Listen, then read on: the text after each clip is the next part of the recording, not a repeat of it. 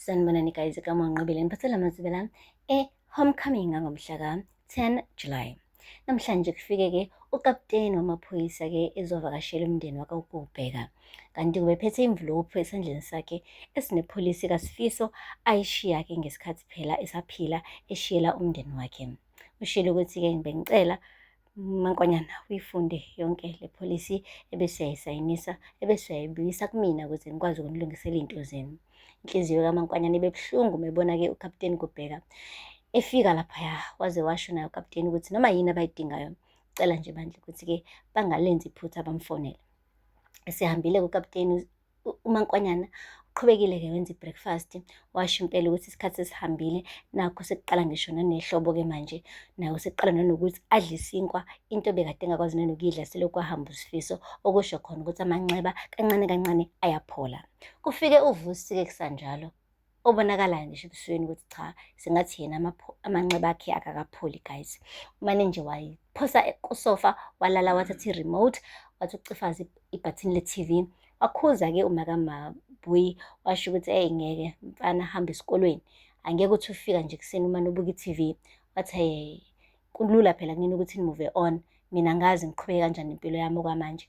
Hhayi, uMabui weza kuyena ephethe isinkwa leso sinojamu, wamnikeza sona umfana, washo ukuthi ngiyasi-understand isimo sakho, bengicela mfana wami ukuthi uye esikolweni, hamba ufunda, hamba udlala ibhola, zonke izinto kade uzenza qhubeka uzenze, kungathi ngoba sekuhamba uSifiso bese ulahla impilo yakho. Ngiyacela nje ukuthi uyinakekele, mina ngizokusiza nanoma yini oyidingayo ngizokwenzela yona, kodwa-ke ngicela nawe udlale indima yakho ukuthi uye esikolweni. Leli khaya ngizolimisa, leli khaya ngizolibamba, ngize ngithini kuwena? Ngiyacela Vusi, don't give up on yourself. Nangampela kuVusi wasukuma wahamba, kanti akayi-ke esikoleni ubhuti, uye ebanganini bakhe uyobhema ugwayi. Bekufika nje khona wathi ngicela ningibhemise nami, wathi hhayi asawubhemi thina ugwayi sesibhema insango. Wathi noma yiyona nginikeni, izoqaqa-ke igazi ebese-ke ebangcono.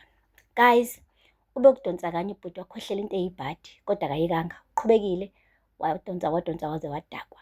Sedakiwe kanjalo-ke omunye wabangani bakhe bamtshela ukuthi lalela la, uwena indoda manje laphaya kuGubheka, bhekisisa kahle ukuthi uziphatha kanjani, kumele kukhale sakho isicathulo manje la, uSifiso akekho, kumele ungene haxa ey'nyathelweni zakhe. Wathi hhayi uMankonyana uliphethe kahle ikhaya, ushilo wathi uzolibamba. Wathi yeyi, musukhuluma ngoMankonyana, uMankonyana uzonixosha laphaya, thathe yonke into ayibhalise egameni lakhe, sizoneqa la emgaqweni nina noMalanga. Qina ndoda, bakhombisa ukuthi wena indoda lapha kuGubheka. Guys, ukumbona umuntu medakiwe ukuthi vele yonke i-advice uyayithatha. Yes, naye kuVusi wenze njalo. Sebebuyele endlini, ugogo-ke bekade exove ukujeqa, washo uMankonyana ukuthi hhayi-ke Vusi, hlala phansi unethezeke, ngizokuphakela ukudla kunojeqe kamnandi kabi la ekhaya. Wathi we Mankonyana, ucabanga ukuthi uba wena? Hayi bo Mankonyana, wakhipha amehlo wathi ngithi ucabanga ukuthi ubani? Wathi uMakaMankonyana hhayi bo wena, khuluma kanjani nomuntu omdala? Umane wathi talk to the hand, ubhuti abeka isandla ebusweni bukagogo guys. Wathi yabona wena, ngikubhekile, angezi uthi ngithini kwani? Ngikubhekile, hayi bo mfana. Waqeda wayekamereni. uMabui-ke wathi akenziwa lutho lo mfana, makangakhuzwa makangathethiswa ngoba yonke lento ayikhulumayo ngoba usaphatheke kabuhlungu enhlizweni. uMakaMabui kodwa wamkhuza, wathi gada lo mfana, izoya ngokukhula lento ayenzayo, qala kanje kancane kancane delela uzogcina sekuba worse. Wathi uMankonyana myeke ma, useyinhlungwini. Hey, hhayi-ke akupheli-ke lapho. Bathe sebehleli phansi-ke yena uMabui noma wakhe, uma wakhe eyikroshela, wabona-ke ukuthi sekuyisikhathi sokuthi avule le mvulophu lapha phambi kwakhe. Guys, ube ukuyivula imvulophu, hhayi ipheji lokuqala liney'thombe zabantu nje ababambene njengomndeni. Wavula-ke ipheji lokuqala waphinqela ngale, wathi ha, ma, uSifiso ubewuthanda ngampela umndeni wakhe, usishiyele imali engaka.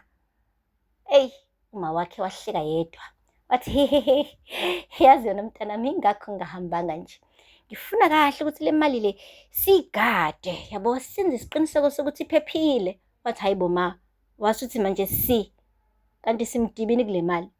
Khumbule phela wena ngiyakwazi ukuthi wenzani ngemali yesitokofela samama uMetron. Wahleka umama, wayehlekisa ubala. Kodwa vele siyazi sonke ukuthi lo mama uyibalile lo mama kule mali, obvious. But anyway, asikho-ke lapho. Sisephejini lesibili-ke guys. Utheme ethi pheqe ipage. Hayi bo, nawa ama-beneficiaries-ke manje. Sesikhuluma phela ngalabantu abazozithola lezi mali ey'ngaka uSifiso ayishiye ngemuva.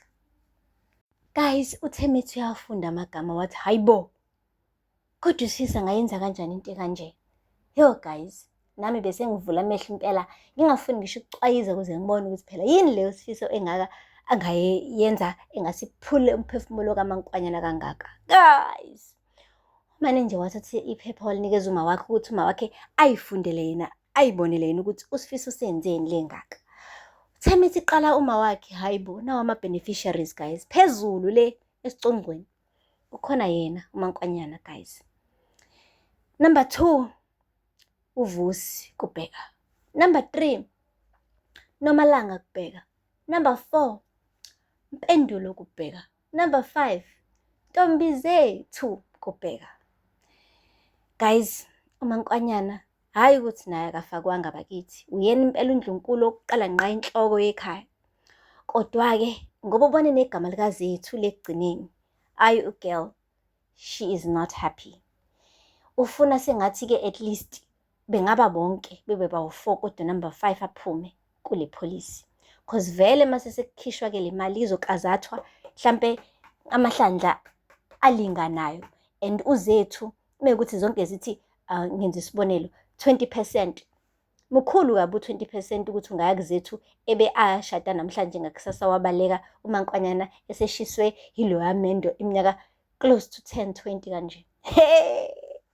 Guys, hlasimpeke kodwa ugela uthukuthele kufanele-ke izathi leso. uZethu uzodla nje iy'thelo angayijukulukelanga.